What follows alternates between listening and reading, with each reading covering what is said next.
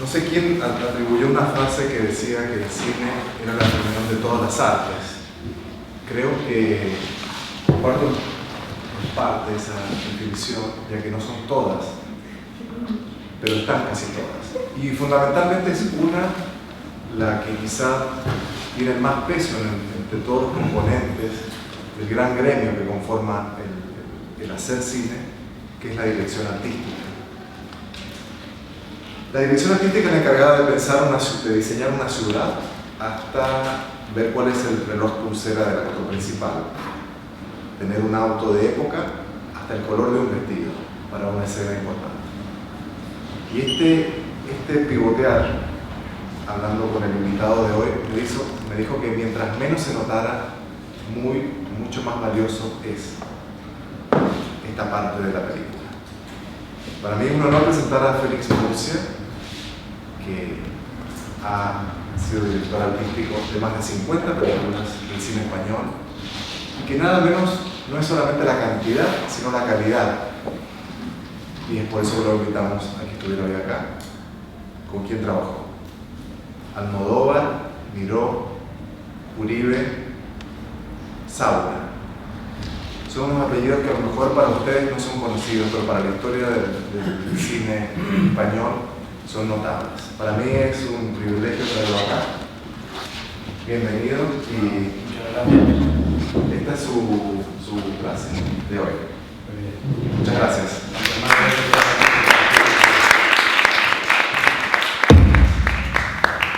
Bueno, yo les voy a hablar de la dirección artística en un concepto asociado de alguna manera a la arquitectura, porque lo que nosotros hacemos para el cine es realmente construir escenarios o espacios arquitectónicos con una función dramática y una expresividad plástica.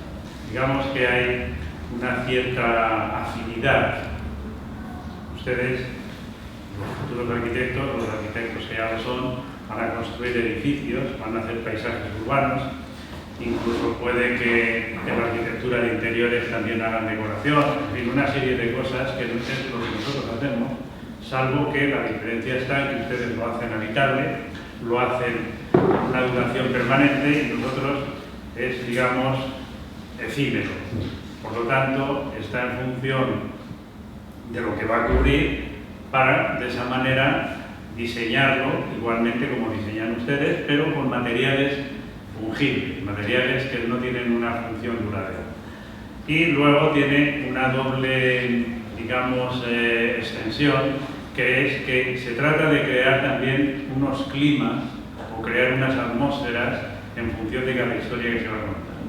Es lo más parecido, el departamento de dirección artística, lo más parecido a lo que podríamos llamar un estudio de arquitectura. Incluso las figuras son parecidas. El arquitecto sería lo que nosotros llamamos el director artístico o diseñador de producción. Ahora aclararé qué es esto porque es muy confuso para mucha gente. Y hay una serie de dentro del escalafón de funciones, de cometidos que corresponden dentro de ese departamento a una serie de personas que hacen un trabajo muy específico. Entonces, las tres figuras que componen el departamento principalmente son lo que llamamos el diseñador de producción. El diseñador de producción es una denominación que viene de la cinematografía angloamericana. Hubo un momento en que en España se rodaron muchas películas americanas, incluso hubo unos estudios, los estudios Broston, que eran de un productor americano que se estableció en Madrid y se rodaron películas como La caída del Imperio Romano, 55 días en Pekín, una serie de películas de los años 60 que fueron protagonizadas por actores como Charlton Heston, Sofía Loren, en fin, todos los elencos que estaban de moda en aquella época se rodaron allí. Entonces, las denominaciones que ellos tienen dentro de este departamento son diseñador de producción, director de arte y decorador. En inglés es production designers, art director y set decorator.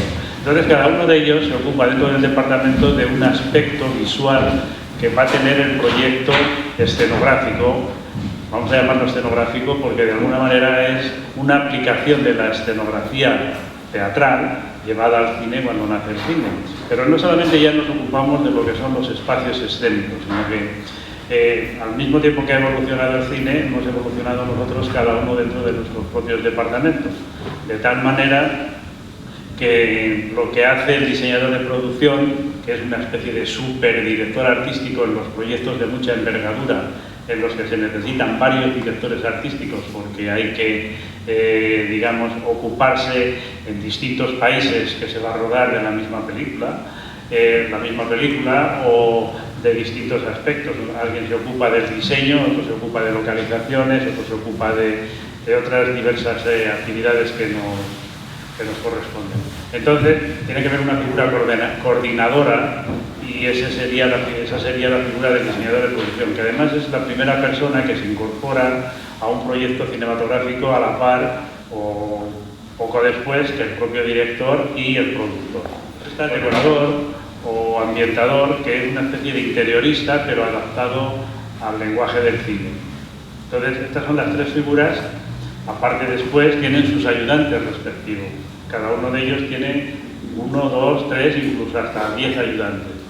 Y luego, a partir de eso, hay unas secciones, unos departamentos, que son los que plasman todas esas ideas que se han concebido en el proyecto. Entonces, hay un departamento de construcción en el que hay pintores, carpinteros, escayolistas, cerrajeros, tapiceros, como la vida real a la hora de crear un edificio. Y luego están los atrecistas, son los que se ocupan del mobiliario y de la utilería, es decir, del atrezo de mano, de todos los objetos, elementos, como puede ser un encendedor, un reloj, un documento, en fin, un vehículo, cualquier cosa que aparece en imágenes en una película corresponde al departamento de dirección artística. Entonces yo voy a contaros el proceso para que de alguna forma veáis que a partir de que no me puedo extender mucho porque no hay tiempo, he suprimido algunas de las carpetas que tenía para contaros los antecedentes que nos han llevado a lo que somos hoy los directores artísticos, que nacen con el cine, nacen con Méliès y siguen cubriendo cada vez mayores funciones a medida, como digo, que va creciendo el cine. Pero hoy día realmente lo que se puede decir es que nos ocupamos de la expresión plástica del cine en todos sus conceptos en cuanto a forma y color. Es decir, hay todo un lenguaje. El cine no es solamente un lenguaje dramático, es también un lenguaje plástico. Un fotograma congelado de una película puede ser una obra plástica perfectamente. De tal manera que a partir de 1939 el color empieza a tener expresividad propia y ahí es donde nace precisamente la denominación de lo que entendemos por diseñador de producción. Vuelvo a decir, como les decía al principio, que todo eso se presta a confusión. Cuando ustedes vean en una película diseño o diseñador de producción, es seguro que lo asociarán con la producción, que es la gestión, digamos, de la película, la gestión administrativa, económica, del presupuesto, etcétera, etcétera, de los recursos. No tiene nada que ver. Realmente puede que sea una mala traducción, porque es una traducción literal y debería ser una interpretación, más que una traducción literal. Se podría decir que es diseñador, más que de la producción, del producto audiovisual o del producto cinematográfico. Es quien diseña cómo va a ser ese producto. Y luego el director de arte es director de arte escenográfico. Y bueno, el decorador no necesita mayores aclaraciones, puesto que da lo mismo que sea en la vida real que sea en el cine. Da lo mismo, sea para una película contemporánea o sea para una película de...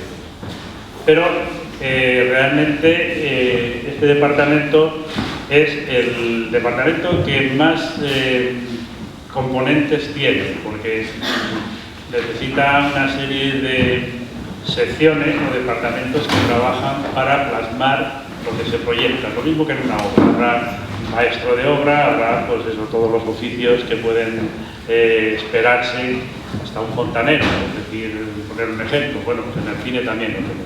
Lo que pasa es que ustedes trabajan trabajarán para crear algo habitable, algo real, y nosotros trabajamos para que sea fotografiado. y para que cubra unas funciones eventuales y supuestamente no tienen por qué tener nunca jamás una durabilidad. Por tanto, cada vez que se rueda una película y se construye algo, se vuelve a destruir, se destruye. Y bien, vamos a empezar porque de una forma un tanto esquemática voy a contaros cómo es el proceso, cómo se procesa todo esto que os acabo de contar en una película. Y nada más, voy a empezar, me siento y bueno, hablaré con esto. En principio, como decía, habría que definir qué es la dirección artística un poco más ampliamente que como yo lo he hecho.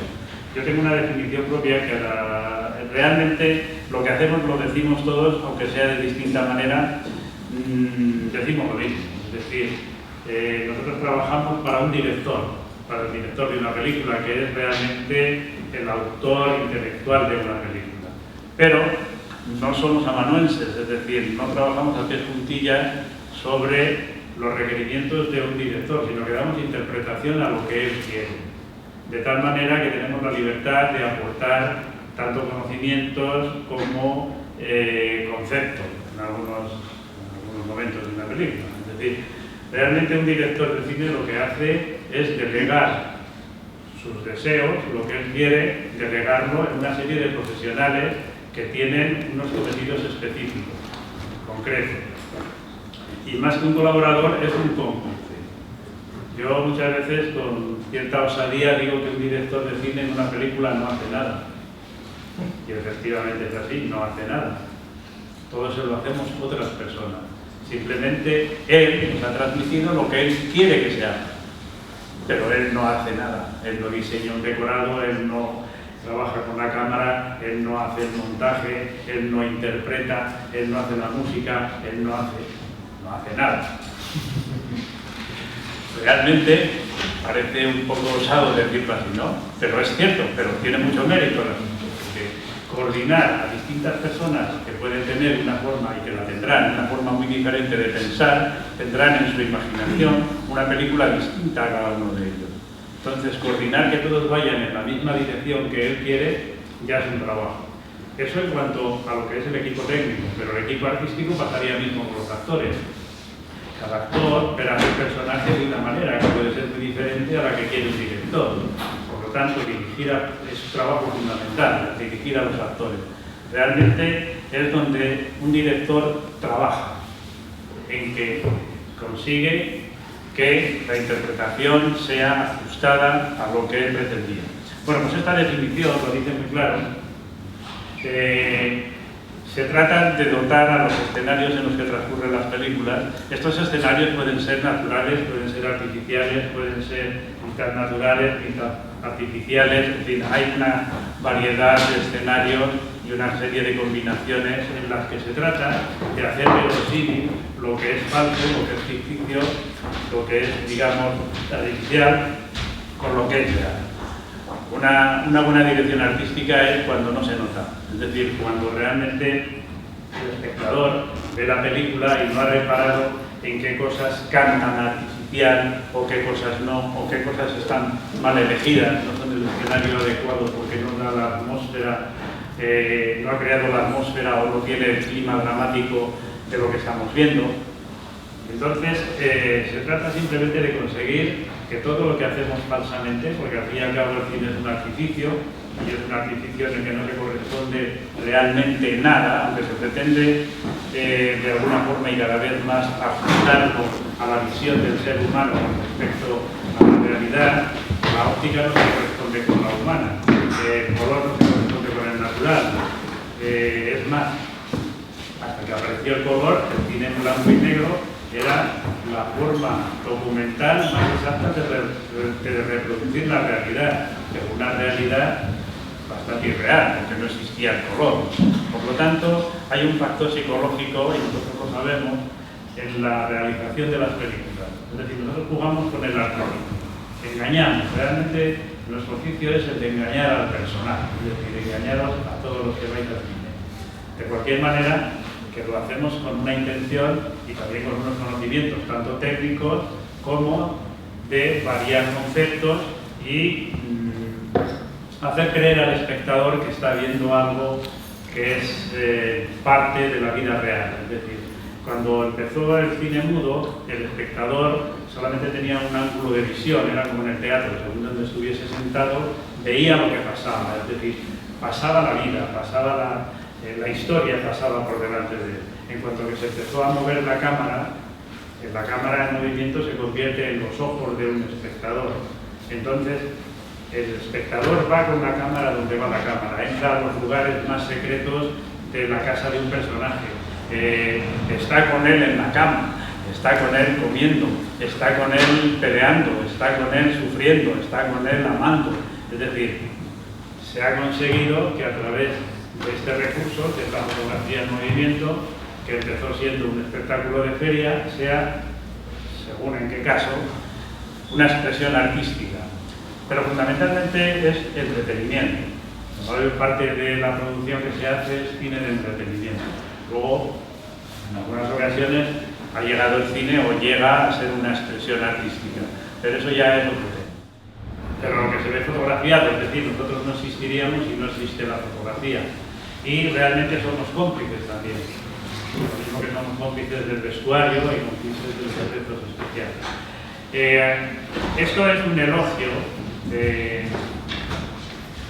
Paul Auster, que, bueno, para mí que es sensible a cualquiera de los participantes en una película, ¿no? Y bueno, pues sí, es una forma de contemplar y mirar con mucho detenimiento lo que es la vida, para poder después sacarle jugo y aprovecharlo de esa forma mentirosa que decimos, para poder de alguna manera transmitir emociones o transmitir sensaciones a los espectadores. Y luego la formación que tenemos los directores de arte pues es una mezcla de muchos conocimientos. Realmente tenemos que saber un poco de todo. Y bueno, pues somos una mezcla de todo eso que pone ahí. Una mezcla de inventor, ingeniero, arquitecto, historiador, en fin. Para poder plasmar una película se necesitan muchos conocimientos, ¿no? de muchos aspectos de la vida. No solamente es lo que escriben los guionistas, que son los artífices de una historia desde un punto de vista dramático. Ellos no nos cuentan muchas de las cosas que aparecen en las películas. Ellos se ocupan más de lo que es el argumento, de lo que es la interpretación, lo que dicen los diálogos, lo que pasa, pero luego los espacios donde ocurre todo eso es cosa nuestra. Una cosa es que nos den una referencia, porque en todos los guiones pone donde transcurre la acción. Si es en un edificio dentro de la casa, puede ser en el dormitorio, puede ser en el cuarto de baño, puede ser en las escaleras de la casa. Pero no te dice cómo es y cómo puede ser. Somos nosotros quienes tenemos que decidir cómo ha de ser esa casa, cómo ha de ser esa escalera, en qué barrio vive, qué tipo... hacemos un perfil con el director del personaje. Casi trabajamos más en lo que no se ve que en lo que se ve. Es decir, antes de llegar a las conclusiones de lo que se rueda, hemos hecho un perfil del personaje y hemos creado, por ejemplo, el hábitat de ese personaje. Decimos, bueno, pues es una persona que en su casa tiene muchos libros, es que lee mucho, sí, pero eso es muy ambiguo. ¿Qué tipo de libros lee? ¿Lee literatura? Bien, ¿pero qué lee? ¿Ensayo? ¿Lee novela? Si es un personaje que es un arquitecto, pues tendrá muchos libros de consulta de arquitectura. Si es un médico, pues tendrá algunos de ciencias o de medicina. Si es un pintor, tendrá muchos de bellas artes. En fin, lo mismo ocurre si tiene un vehículo. ¿Qué tipo de vehículo tendría según quien sea el personaje? ¿O qué tipo de comida come? ¿Cómo es ese personaje? Todo eso lo contamos nosotros, no lo cuenta la película, lo contamos nosotros por lo que ponemos en los escenarios. Y podemos definir que el personaje, según el cuadro que tenga colgado o los cuadros que tenga colgados, es un hortera, o hortera quiere decir una persona sin demasiados criterios artísticos, más bien chabacano, o es una persona que tiene que está cultivada y que tiene un cierto gusto por la pintura. Todo eso lo aportamos nosotros, todo eso no viene en los guiones y es algo que nosotros pactamos o de alguna forma definimos en el tratamiento que se va a dar a la película con el director. Los tratamientos pueden ser realistas. Nosotros normalmente el realismo no lo consideramos como tal, porque ya he dicho que el cine es un artificio y no puede reproducir la realidad tal cual es. Se aproxima mucho, pero no. Entonces preferimos decir que es naturalista en vez de realista. Y luego a partir de ahí pues hay muchas variantes. Hay el cine fantástico, el cine expresionista, casi todo está, digamos, robado a las bellas artes, ¿no? Casi todas las definiciones. Y luego cómo está organizado prácticamente ya lo he adelantado un poco, pero lo vais a ver un poco mejor mediante este organigrama. En una producción cinematográfica el productor es el jefe, es el dueño del dinero y es el que manda, ¿no? Y por otro lado suele haber discrepancias entre el productor y el director de una película. ¿Por qué? Porque se enfrentan la parte creativa con la parte económica y creatividad y dinero suelen estar reñidos. Entonces siempre entre medio estamos nosotros porque somos quienes hemos de plasmar tanto las ideas del director, como os he explicado, como a su vez también con el dinero de la otra persona, que es muy importante. Entonces, bueno, en nuestra organización tenemos el equipo que ya os he explicado, esto lo voy a pasar un poco rápido, pero para que veáis, tenemos también una serie de dibujantes, porque nosotros estamos preparados, todos somos diestros desde el diseño, tanto artístico como técnico, no podemos perder el tiempo en la que esas cosas nosotros tenemos que ocuparnos de otras cosas mucho más importantes como son los conceptos. Y luego están las secciones dependientes. Y bueno, pues todo se parece un poco, como decía, a la vida real. Bueno, los departamentos que son autónomos, pero que también tienen una relación directa con nosotros, fundamentalmente es vestuario y efectos especiales. Efectos especiales es porque los decorados o los escenarios en los que vamos a trabajar puede que haya un terremoto, una inundación, un incendio. Entonces lo tenemos que construir con materiales, no con los habituales que son para ver y fotografiar, sino si hay una explosión o si hay una inundación, se tiene que ver cómo los materiales son reales. Entonces hacemos partes, consensuamos qué partes se van a volar o a quemar para hacerlas de verdad. De verdad y que se vea. En las películas malas se ve que hay cosas que vuelan por los aires como si fuesen pavesas de papel. Entonces es irreal, es un edificio que está hecho a base de ladrillos, cosas de eso, ¿no? Y luego con vestuario y fotografía tenemos una relación también muy directa. Con vestuario especialmente porque cuando nosotros concebimos el espacio arquitectónico, que es el escenario donde se va a desarrollar la acción, los personajes van vestidos, a su vez el vestuario tiene color. Por lo tanto, uno de nuestros trabajos plásticos entre los dos, forma y color, es el color. Entonces tiene que haber una armonía, no puede ir el diseñador de vestuario por un lado con los colores y nosotros por otro. Entonces nosotros somos los que marcamos a través de las paletas de color cómo van a ser todos los escenarios y le damos las opciones de combinaciones para que haya una armonía entre todo. Digamos que en general nosotros a la hora de diseñar un espacio lo vemos en acción, por lo que está pasando, tanto desde el punto de vista dramático para crear una atmósfera, como para, cromáticamente, con el vestuario, que no haya ninguna distorsión de la estética. Y con fotografía, lógicamente, porque sin la luz, sin la fotografía, lo que hagamos no existe. Bueno, los primeros pasos.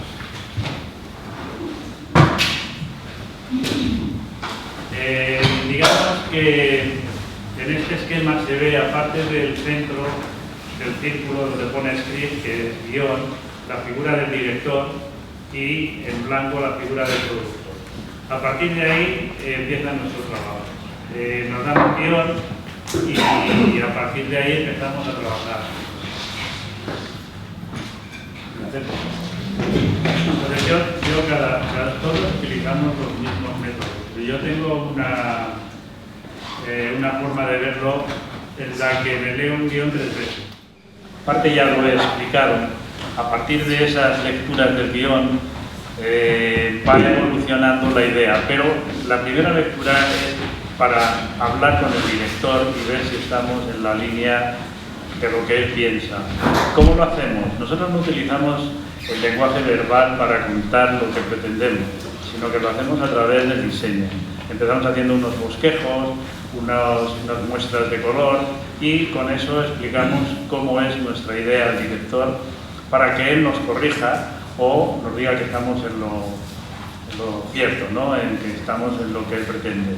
Y de ahí saldrá el tratamiento que va a darnos pie a iniciar nuestro trabajo. Entonces empieza a incorporar gente al equipo y bueno, pues como ya os he contado, es todo una organización de gente que trabaja en el diseño, gente que investiga, gente que además se documenta y poco a poco nos vamos acercando al rodaje.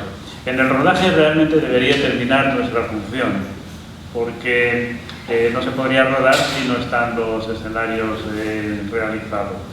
¿Qué ocurre? Que la mecánica del trabajo hace que preparemos una parte que se empiece, porque hay un plan de rodaje, a rodar y sigamos construyendo, montando y desmontando decorados o transformándolos, porque hay pasos de tiempo. Hay muchas películas que el mismo escenario a través de 100 años, de 50 años se va modificando, lógicamente como la realidad. Entonces no ha cambiado su estructura, pero sí ha cambiado la decoración o hay elementos nuevos que nos llevan a reconocer una época determinada, ¿no? Y bueno, pues ese es el sistema de trabajo.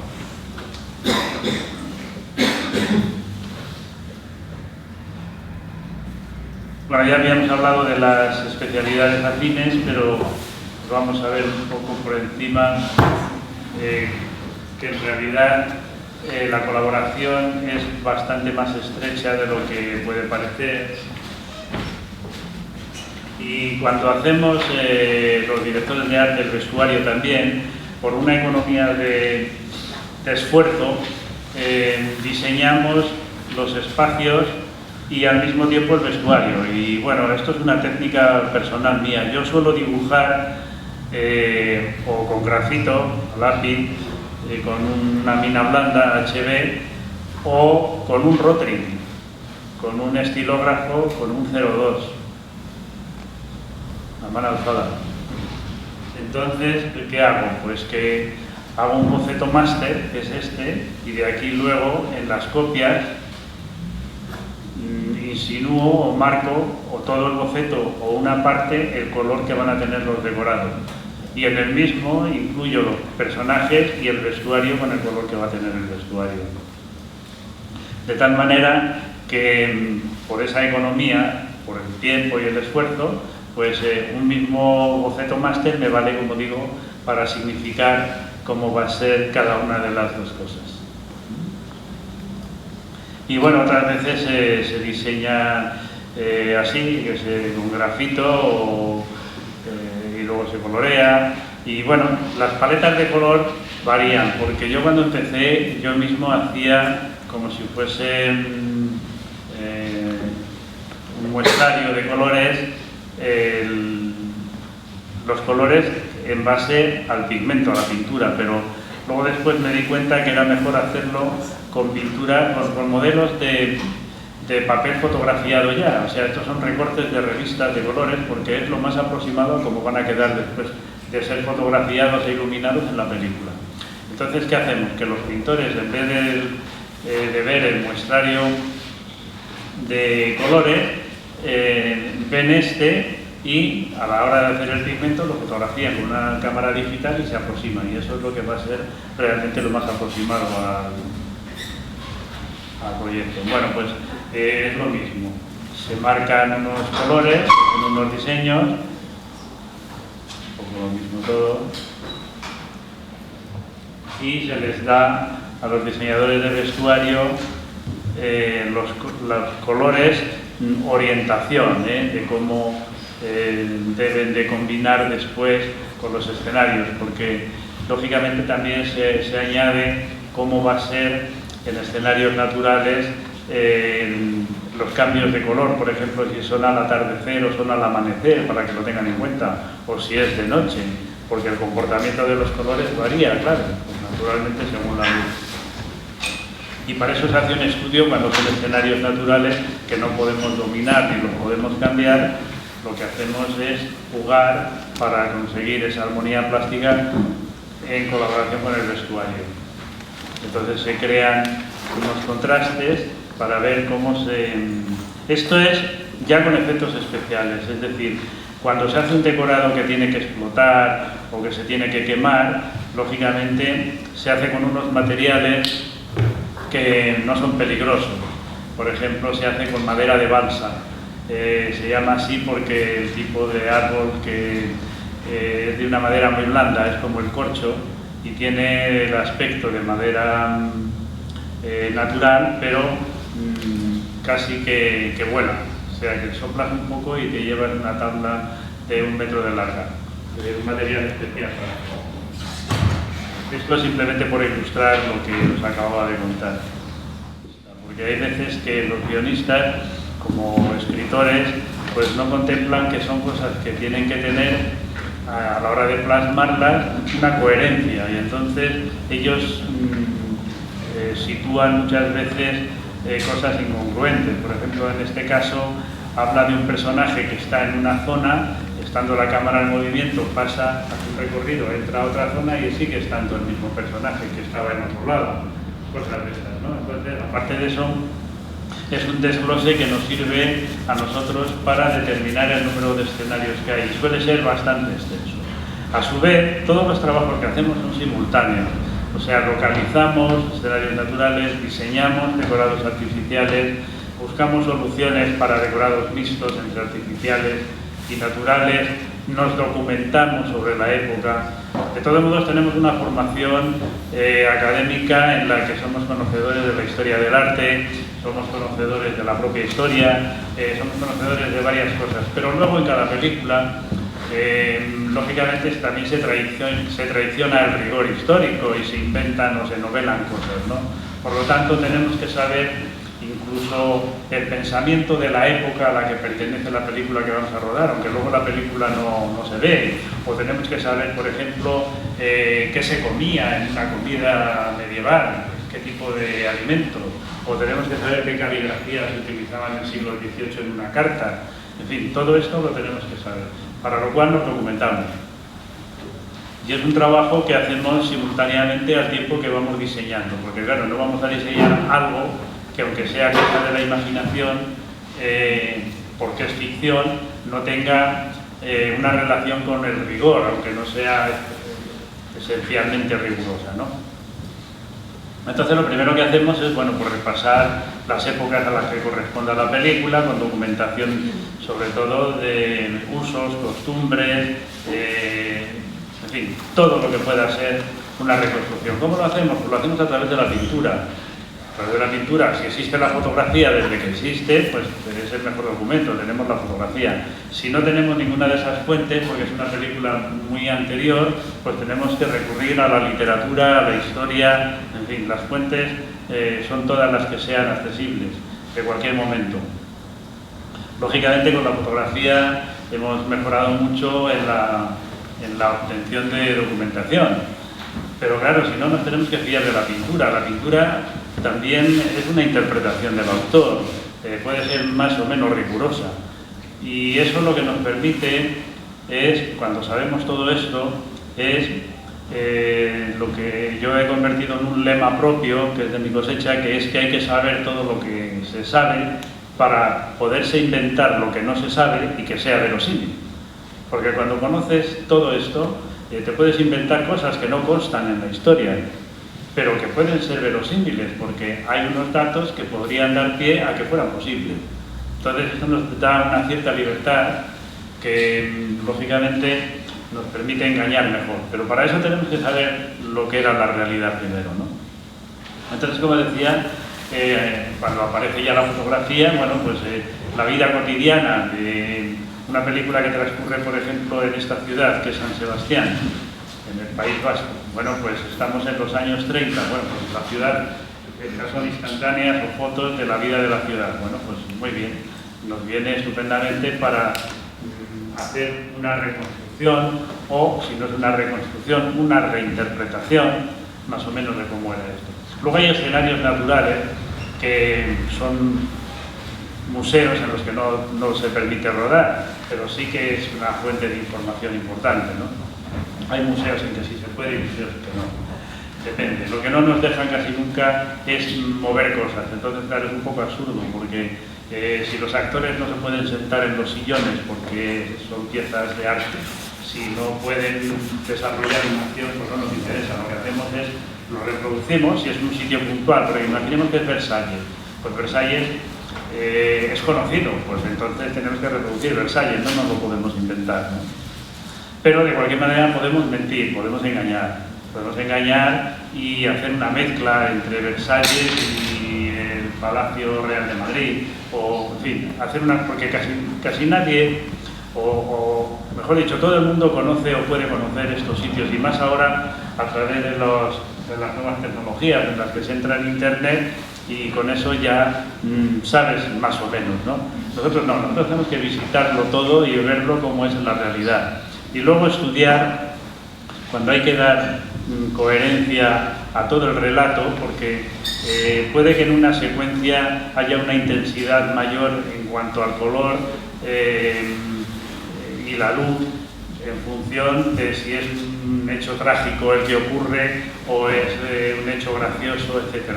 Pero normalmente en la paleta de color ya hemos reflejado toda la película en qué colores se va a mover. Esto pertenece a los escenarios naturales donde se rodó El perro del hortelano.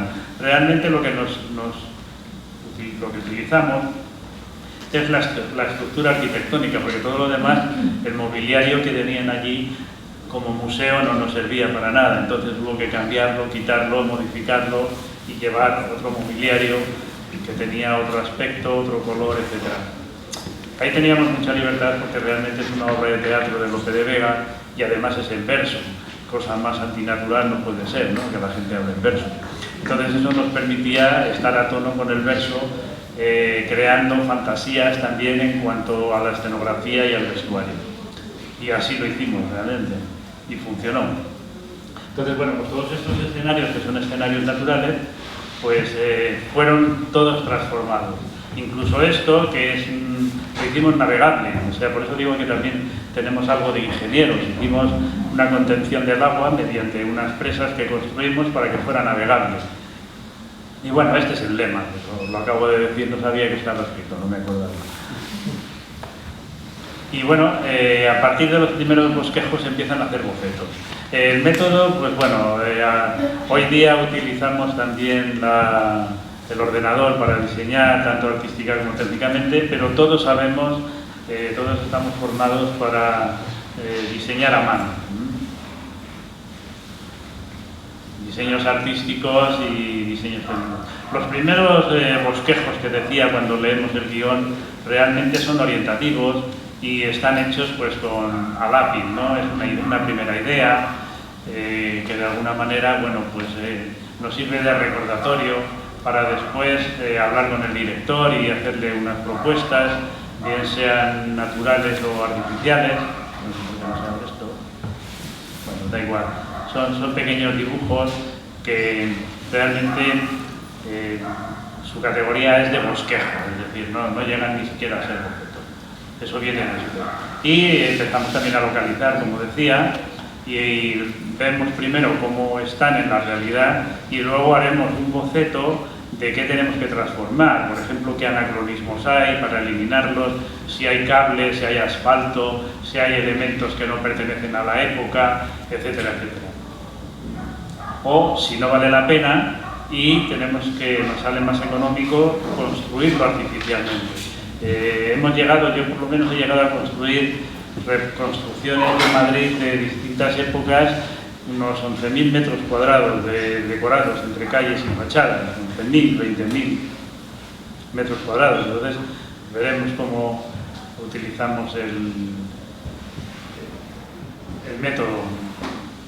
Bueno, hay una cosa que está muy clara y es que los escenarios naturales por sí mismos muchas veces son lo suficientemente expresivos como para que no tengamos que hacer demasiadas cosas, ¿no? Y eso confirma la idea que tenemos de que el aspecto plástico es también un discurso, es un discurso aparte digamos, del discurso dramático. En una costa, por ejemplo, pues buscamos sitios que tengan una expresividad, porque a verlos hay muchísimos, ¿no? Y todos, si se trata de ver el mar, valdrían, porque lo que se trata es de ver el mar. Pero si tenemos, según lo que vaya a ocurrir ahí, algo más favorecedor en su aspecto dramático, o simplemente espectacular, ¿no? No tiene por qué ser siempre dramático, puede ser espectacular, el cine es un espectáculo. Y bueno, pues los escenarios naturales son muy importantes, tanto o más que los artificiales. Y bueno, pues cuando empieza el proyecto ya realmente hacemos una paleta de color, como os decía antes, en la que se reflejan todas las posibilidades del color que ha de aparecer, tanto en escenarios naturales como artificiales, y a su vez el mobiliario, el atrezo, ¿no? los colores que van a dominar a lo largo de la película. Y bueno, esto ya lo hemos visto, se empiezan a hacer los primeros bocetos, primero se hace el bosquejo, después se hace ya color el boceto, etcétera, etcétera. Y de esto, pues bueno, utilizamos muchos métodos. Como decía, normalmente utilizamos la acuarela. Coloreamos con acuarela o con gouache, con rotuladores, y se trata de recoger simplemente el aspecto que va a tener la película. Muchas veces son simples, porque no son una recreación, simplemente es para que el director entienda cómo va a ser el espacio. Todavía no estamos trabajando en su aspecto artístico, y luego esto nos lleva porque esto el director puede elegir o puede descartar, entonces dice esto no lo quiero, no me gusta, hazme otra cosa, y entonces no perdemos el tiempo en hacer bocetos elaborados, porque si van a ser descartados no vale la pena, ¿no? Entonces empezamos a entendernos a partir de estos diseños, de estos dibujos, y luego se van perfeccionando cuando se dan por buenos, más o menos. Unas veces necesitan más atención o recreación, otras necesitan menos, etcétera, etcétera. Pero como veis, esto es una forma, es a base de lápiz y un poquito de color, tampoco están demasiado elaborados, que está un poquito más, etcétera, etcétera. Estos son transformaciones que hay que hacer sobre bases naturales, cómo los vamos a cambiar. Esto es una forma de refundir espacio entre planta, alzado y perspectiva, con lo cual facilita también las cosas, ¿no? Estas son transformaciones de escenarios naturales, y esto también es lo que hablaba del vestuario. A veces, cuando se hace el vestuario, pues diseñamos igual que los diseñadores del vestuario. Y también se empiezan a hacer los primeros bocetos técnicos, no creéis que solamente es la parte artística, esto está hecho a lápiz, a escala, y luego el ayudante lo hará a otra escala, pero respetando las medidas, es planta y los alzados de esta construcción.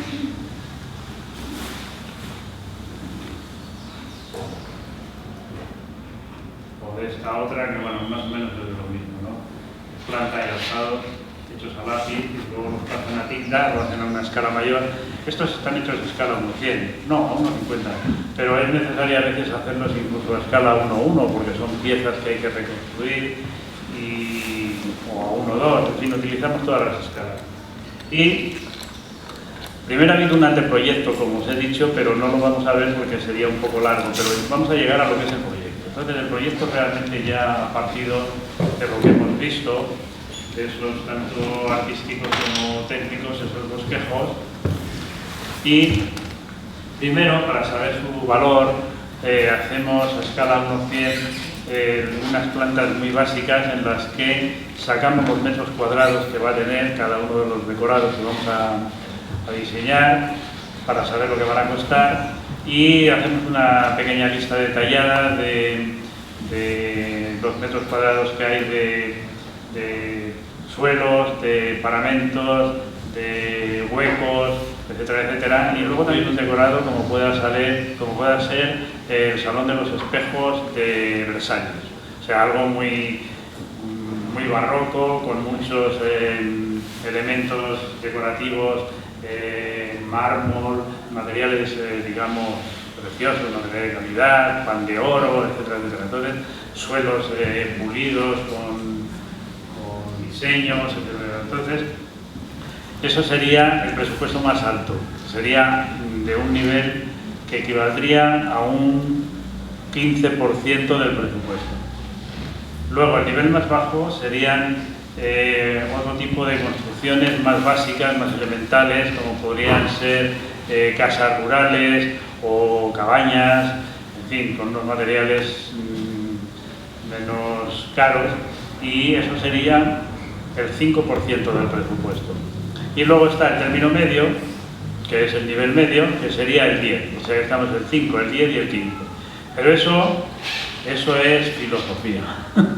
Quiero decir que ningún productor, aunque lo saben, porque es matemático que funcionaría perfectamente así, tratan de ajustarse a esa realidad. Entonces el 15 se convierte en el 10, el 10 se convierte en el 5 y el 5 se convierte en el 3. O sea, van rebajando. Bueno, esto curiosamente es de una localización que yo hice aquí hace 20 años, o más de 20 años, casi 30, en el desierto de Atacama.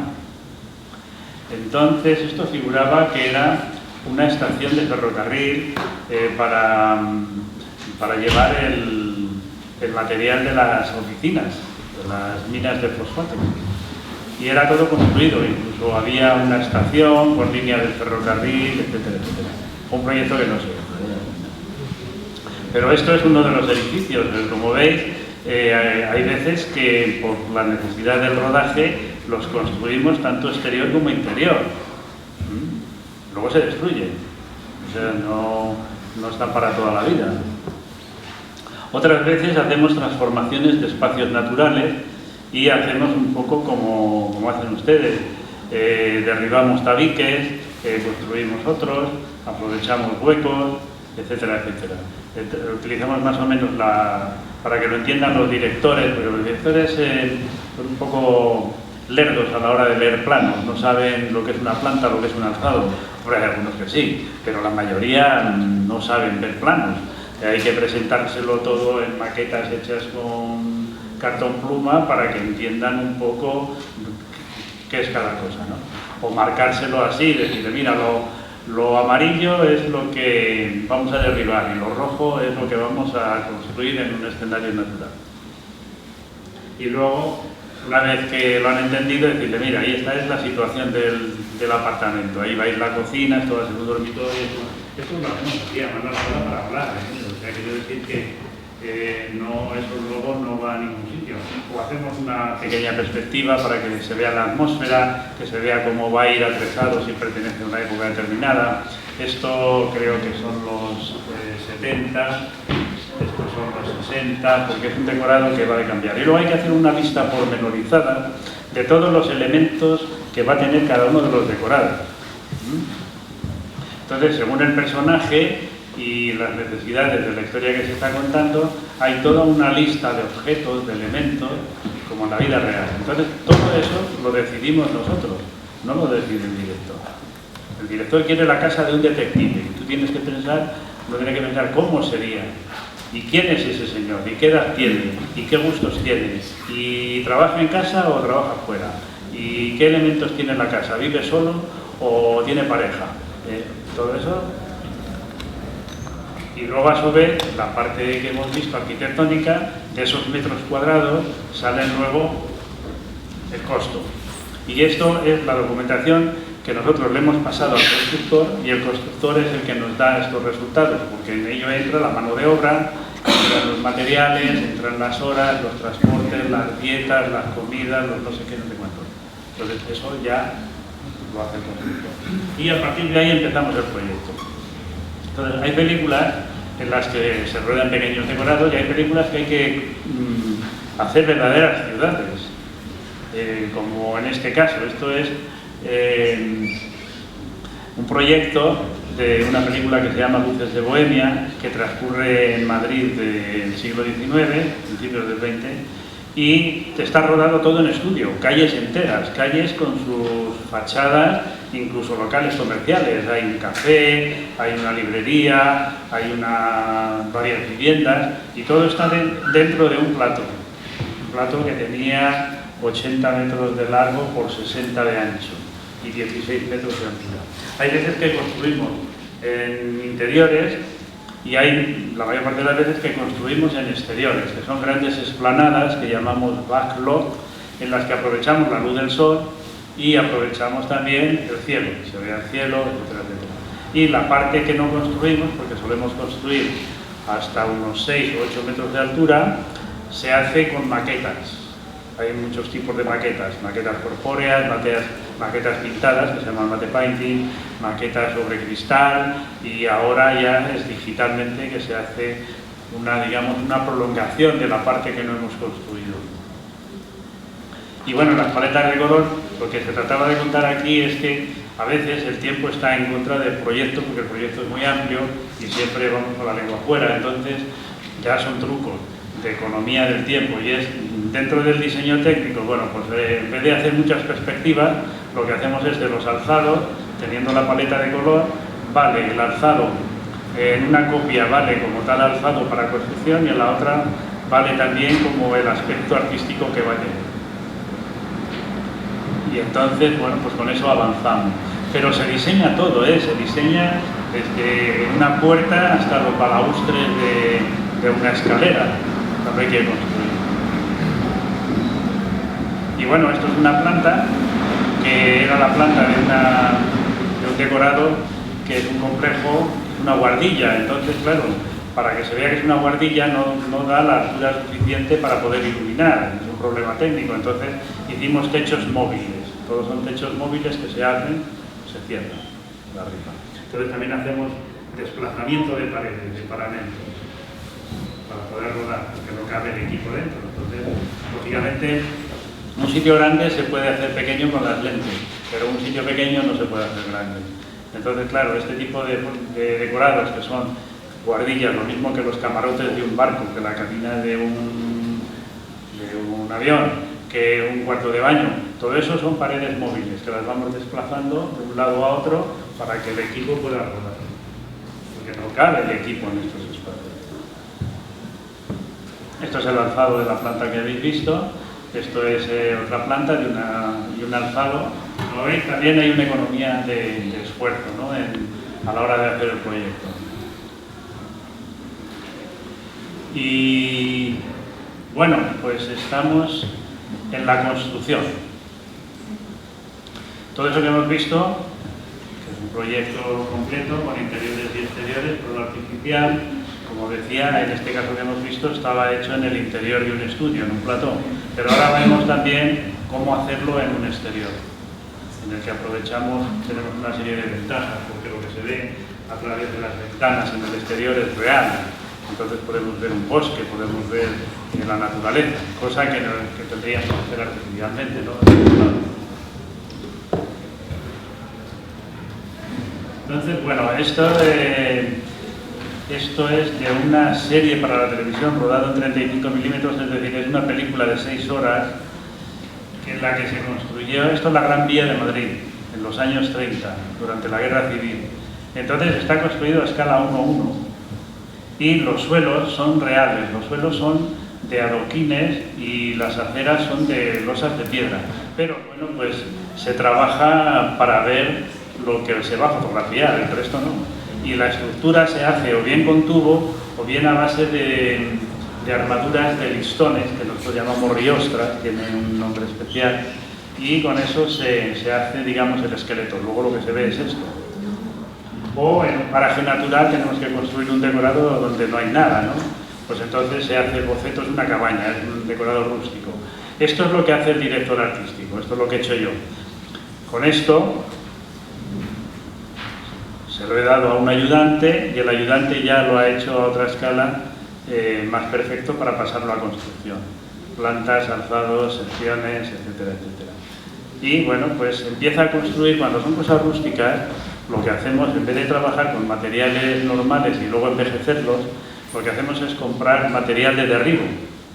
Y entonces, por ejemplo, todo lo que es madera, viguerías y tal, ya las tenemos acabadas, porque las dejamos vistas, ¿no? Por lo tanto, luego el resto, lo que va a ser edificación, que aparentemente va a ser de piedra, lo que hacemos es sacar del tipo de piedra que hayamos elegido, sea mampostería, sea sillería o el tipo de piedra que sea, sacamos unos apretones, unos moldes y luego hacemos unas planchas de escayola, que es como se ve ahí. Esas planchas de escayola se van pegando y poco a poco se van dando aspecto a lo que va a ser después finalmente luego se atreza, se ambienta, etcétera, etcétera. Otras veces, esto también es lo mismo, construido, esto es de la serie, una serie para la televisión que es El Quijote, en el que en medio de la nada construimos una venta, pero en el que tenía 2 plantas y se veía por todas partes. Entonces lo construimos como si fuera de verdad. Estos son un proceso de evolución de la construcción y así es como finalmente quedó. Esto tenía una trampa que fue una sugerencia en este caso mía, del Departamento de Dirección Artística, porque a veces hacemos guiños al espectador. Aquí en el diálogo van caminando el Quijote y Sancho hacia esta venta. Entonces el Quijote dice que es un palacio, pero Sancho dice que es una venta. Entonces, mientras están dialogando y discutiéndolo, cada vez que vemos el punto de vista que corresponde a cada uno de estos personajes, parece una venta o parece un palacio. Entonces, a la hora de diseñarlo, tuve que pensar cómo, de qué manera podía parecer un palacio si tenía unos torreones o unas torres, pero que el espectador viera que eran mentira, que era una visión que tenía en su cabeza el Quijote. O sea que muchas veces también hacemos jugamos con el espectador. Y bueno, pues esto es de la misma serie. En España existen todavía molinos de viento, pero son todos blancos, están encalados. Pero en la época que pertenece a la escritura del Quijote, que es del siglo XVII, no estaban blanqueados, no estaban dados de cal, la construcción era así. Esto también es una cuestión de documentación, porque resulta que hoy día es como un icono de venta turística los molinos blancos de la Mancha, del Quijote, y nunca fueron blancos, porque el blanquearlos, el darles de cal, se vino a hacer en el siglo XVIII y era por una cuestión sanitaria, una cuestión aséptica, porque la cal repele a los insectos, repele la transmisión de enfermedades del ganado, etc. Entonces se blanqueaban, se daban de cal los establos, las cuadras, etc. Y entonces ya se quedó como un elemento decorativo. Y bueno, así es como queda para que veáis la proporción de lo construido, Así es como queda, veis el Quijote y Sancho y esta es la venta. Y aquí, un molino, me paso deprisa porque no hay mucho tiempo, pero que da la sensación de que son muchos, pues resulta que están hechos en falsa perspectiva, porque están en primer término, son 3 o 4 reales, auténticos, solo que revestidos con el material histórico. Pero cuando los ve el Quijote, le parece que son muchísimos. Cuando los ve Sancho, solamente hay 3. Y están construidos, en primer término, los que están en escala real. Y detrás, artificialmente, reduciendo la escala, el último tiene 1,50 de alto. Y está tal que ahí. Y parece que está allá, a 500 metros. Es un truco de la falsa perspectiva. Me quedan 6 minutos. Bueno, pues estas son las imágenes que se ven, ¿no? También, por ejemplo, la armadura que lleva el actor, porque ya cuando rodó esta película tenía 70 años y eran 6 meses de rodaje, está hecha en poliéster. No pesa nada, para que no tuviese que sufrir el peso y el calor de la... Bueno, veis, cuando lo ve el otro son 4 molinos y no tiene nada que ver. O sea, esos son realmente guiños al espectador.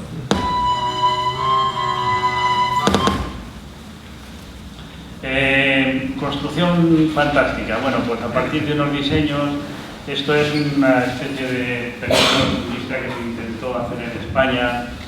Era que los extraterrestres visitaban Cataluña en la Edad Media.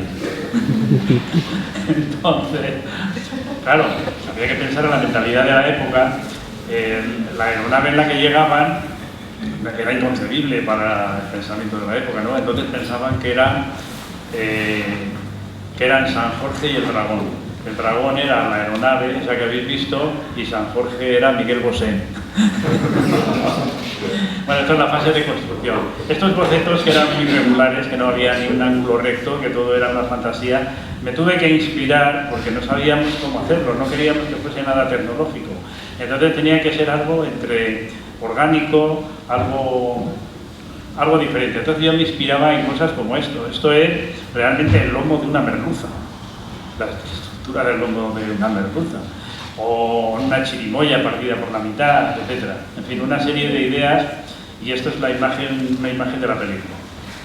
Por cierto, esta película costó un montón de dinero y fue un fracaso de taquilla, pero luego con los años nos hemos enterado de que es una película de culto en Estados Unidos.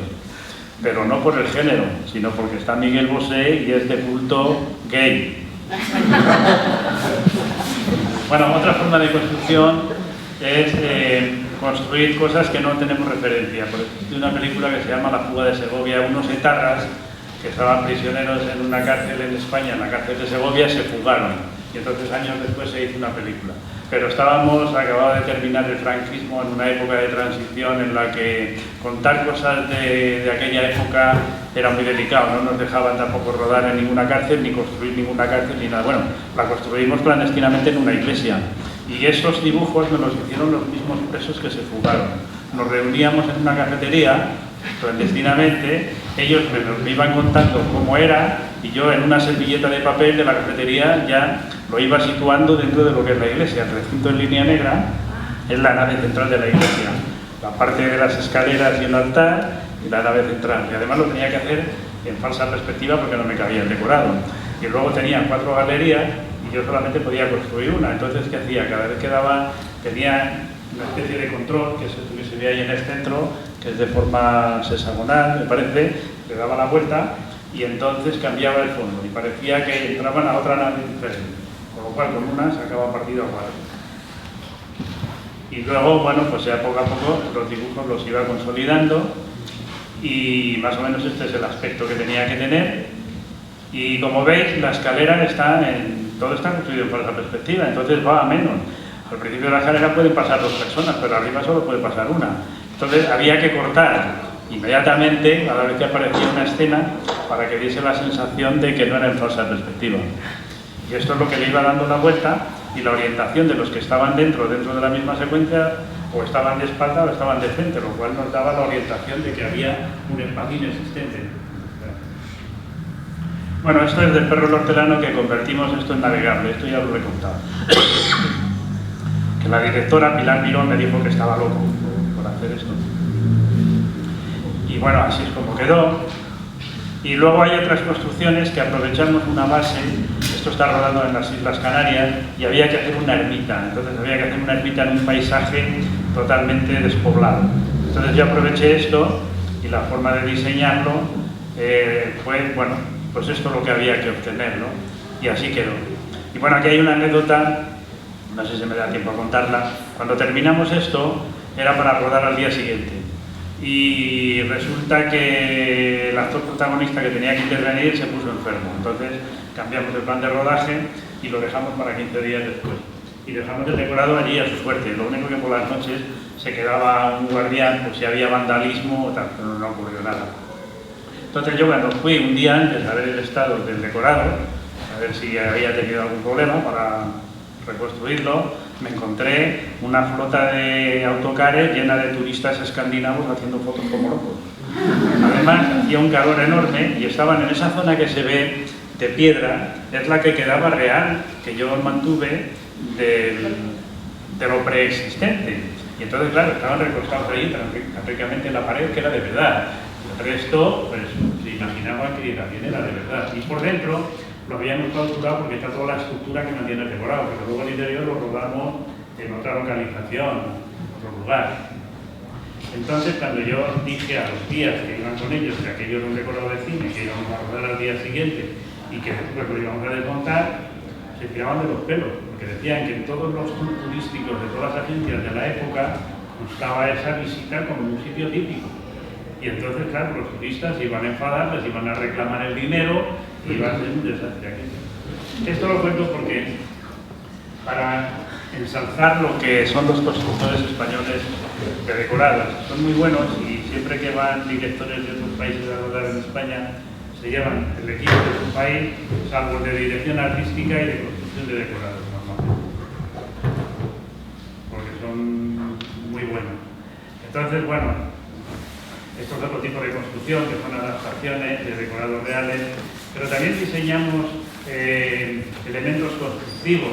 No solamente, como habéis visto, ya os he dicho antes, no solamente son lugares arquitectónicos, son también herramientas, esto es un, digamos, vamos a llamarlo, un carro de asalto medieval, que yo me inspiré en Leonardo da Vinci, que también era inventor y llegó a diseñar una bicicleta en el siglo XVI, o sea que hacía muchos experimentos.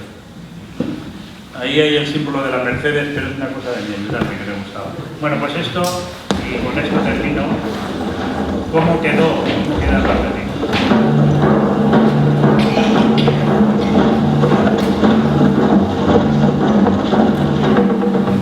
Lo cuento porque hubo que hacer 4 construcciones de la misma caja, del mismo carro de asalto. Para que se pueda mover así, ahora mismo lleva alojado dentro una máquina, una oruga, tiene ruedas de oruga, para que pueda transitar por todos los sitios. Entonces, va caminando por un lugar irregular debido a ese mecanismo. Cuando llega al castillo que van a asediar,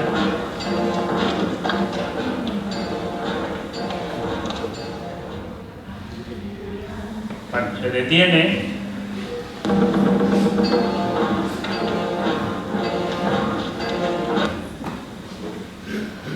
un cambio de plano, ahora se detiene,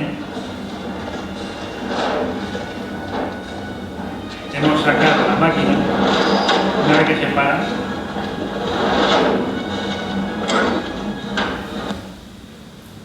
a ver si se para.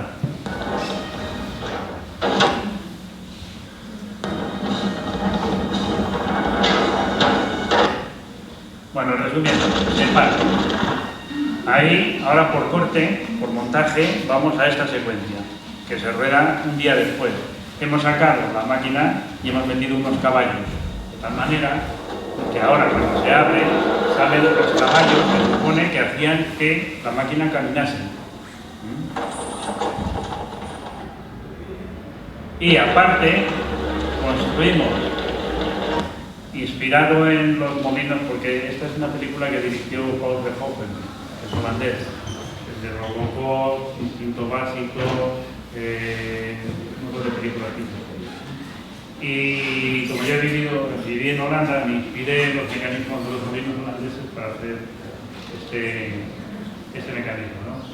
Entonces, ahora figura que dentro hay unos mecanismos que van a hacer que la máquina de asedio empieza a elevarse. Eso que se está elevando es otra caja similar en la que tenemos metido dentro un camión de bomberos. Lo que se está elevando es la escalera del camión de bomberos, debidamente enmascarada como que de madera, como que de llevar.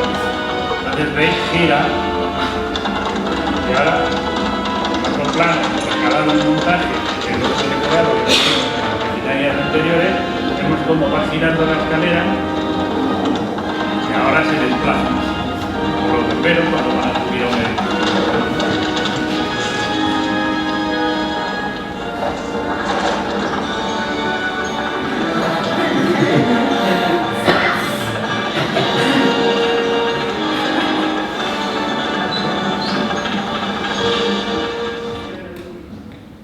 Ya estamos en otra caja que está hecha con este tipo de madera que os he dicho antes, madera de balsa, ¿no? Que no pesa nada para que explote.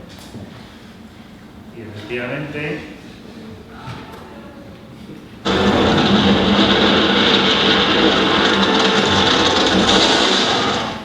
bueno, pues vamos a ver, ¿qué tiempo tengo? ¿Un minuto? ¿Ningún minuto?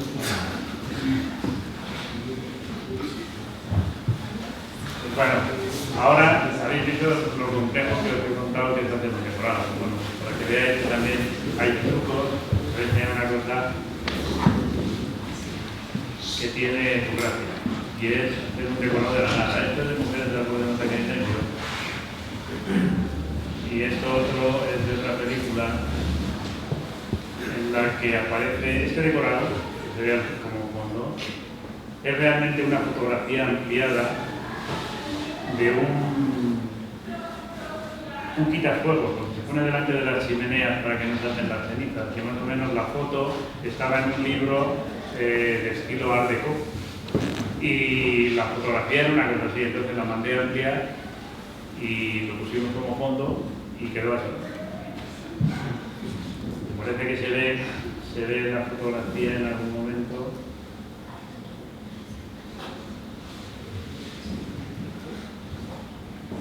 Esto era. Realmente las medidas de esto estaban acotados. Había que ampliarlo a la medida que ponen los precios claramente. Pero vamos, las fotografías eran de un libro y sacamos aquello. Pues eso es la impresión que da visual realmente es buena. Y esto es de Mujeres al borde del ataque de nervios, este decorado, que parece el interior de un bar. En España es muy típico, sobre todo en Madrid, que en los bares donde dan tapas y raciones estén pintadas en el cristal. Por ejemplo, una ración de calamares, unas albóndigas, no sé qué, y lo pintan en el cristal del escaparate del bar. Entonces, bueno, aquí se trataba de que Carmen Maura está espiando al personaje que es la mujer de su amante, ¿no? Y entonces está en un bar, desde un bar. No hay tal bar, es la acera de enfrente. Lo único que hemos hecho es poner un metacrilato, cubrirlo con tela negra, con unos listones, ir al bar que estaba al lado, a un bar, traer una máquina de estas que es de la época que se jugaba, y con eso hemos hecho la reconstrucción de... La sensación que da es que estamos en un interior de un bar.